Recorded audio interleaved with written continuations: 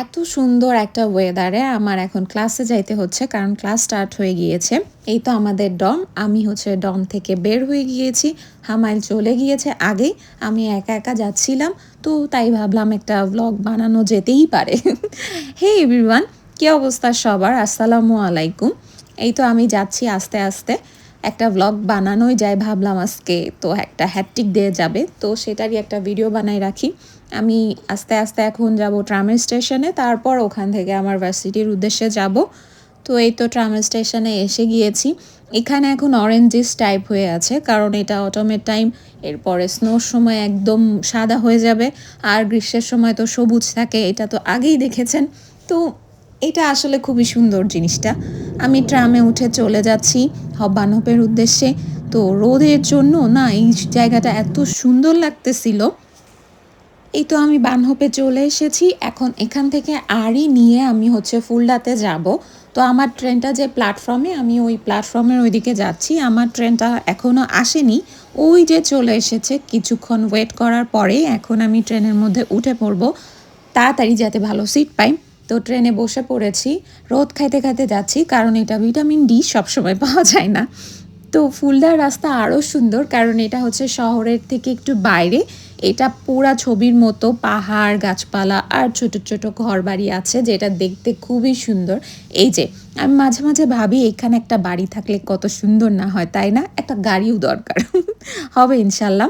আমি ভার্সিটিতে চলে এসেছি, এখন তাড়াতাড়ি ক্লাসের ওইদিকে যাচ্ছি, কারণ একটু পরে ক্লাস শুরু হয়ে যাবে।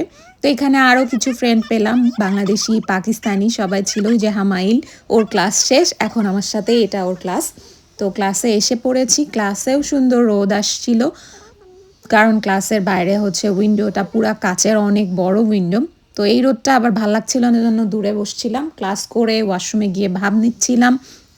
এরপরে হামাইলকে বললাম, নাও তুমি এবার তোমার কাজটা আবার করে দাও, আমার ফিট চেকটা করে দাও তাড়াতাড়ি। তো এখানে স্টেলাকে পেয়ে গিয়েছি, ও হচ্ছে আমাদের একটা প্রফেসরের মেয়ে। ও এত কিউট, ও খুব দুষ্টুমি করে আমাদের সাথে। তো ওর সাথে একটু মজা করতেছিলাম।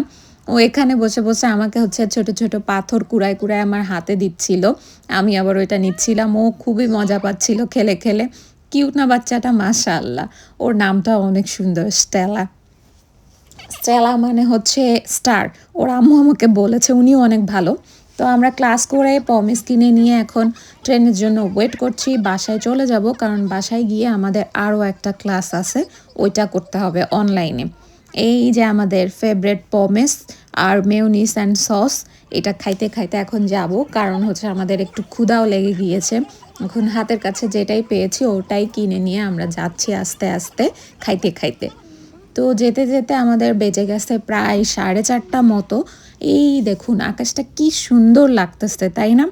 আমি আকাশ দেখে বারবারই মুগ্ধ হয়ে যাই। এখন ঝটপট বাসায় যাওয়া লাগবে। এই যে আমার ক্লাস শুরু হয়ে গিয়েছে, 5:10 থেকে ক্লাস স্টার্ট হয়ে যায়। আমি বসে বসে করতেছি, আর আমার মাথায় এত ব্যথা করতেছে। স্যারের বকবকানি চুপচাপ শুনতেছি।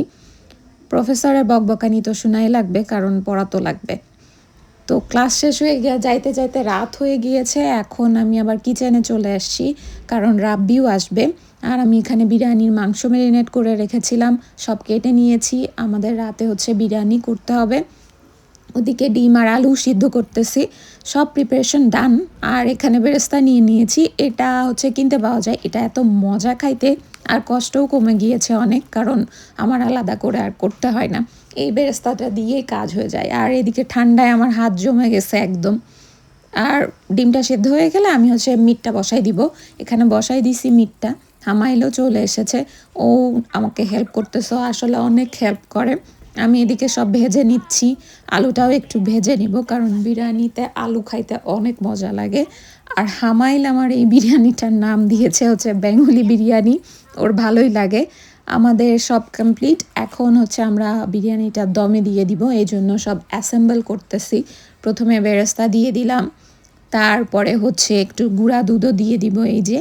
আর এগুলা সব না বেঙ্গলি সবগুলাতে কিনতেই পাওয়া যায়, বাংলাদেশের সব কিছুই পাওয়া যায়, কিন্তু দাম হচ্ছে একটু বেশি, এটা তো হবেই। বেশি হলেও এখন খাইতে মন চায়, কি আর করা, কিনে তো খাই আমরা। এই যে আমাদের মিটটাও দিয়ে দিচ্ছি। এইটা হচ্ছে গরুর মাংসের বিরিয়ানি ছিল, ওটা এখন দিয়ে দিলাম। আর এখানকার গোশগুলা না অনেক তাড়াতাড়ি সেদ্ধ হয়ে যায়, এটার জন্য হচ্ছে প্রেসার কুকার লাগে না। তারপরে আলু অনেক তাড়াতাড়ি সেদ্ধ হয়ে যায়, এটা একটা ভালো দিক। আমি আস্তে আস্তে সব সুন্দর মতো বিছাই দিচ্ছি, আর হামাইলও হেল্প করতেছিল। আমি বসে বসে তো এই বিরিয়ানির বেরেস্তা দিচ্ছিলাম আর একটু একটু খাচ্ছিলাম, ও খাচ্ছিল কারণ এটা এমনি এমনি খাইতেও খুবই মজা, ক্রিস্পি অনেক। আর একটা মজার কথা হচ্ছে বিরিয়ানির মধ্যে যদি গুঁড়া দুধ দেওয়া যায়, এটা না খাইতে অনেক ক্রিমি লাগে, আরও মজা লাগে বেশি। আপনারা দিয়ে দেখতে পারেন। এখানে একটু আমি জাফরানের ফুড কালার দিচ্ছিলাম যাতে একটু কালারফুল হয়, দেখতে সুন্দর লাগে। এটার জন্য টেস্টের কোনো চেঞ্জ হয় না। তো সব কিছু দিয়ে এখন হচ্ছে আমি এটাকে ২০ মিনিটের মতো দমে বসাই দিব। ২০ মিনিট পরে আসছি আমি। এই যে হয়ে গিয়েছে, আমি সব কিছু সার্ভ করে নিয়েছি সালাদ দিয়ে। এখন আমরা এটাকে খেয়ে নিব ঝটপট, রাব্বিও আছে। তো ব্লগটা আমি এখানেই শেষ করছি, বাই।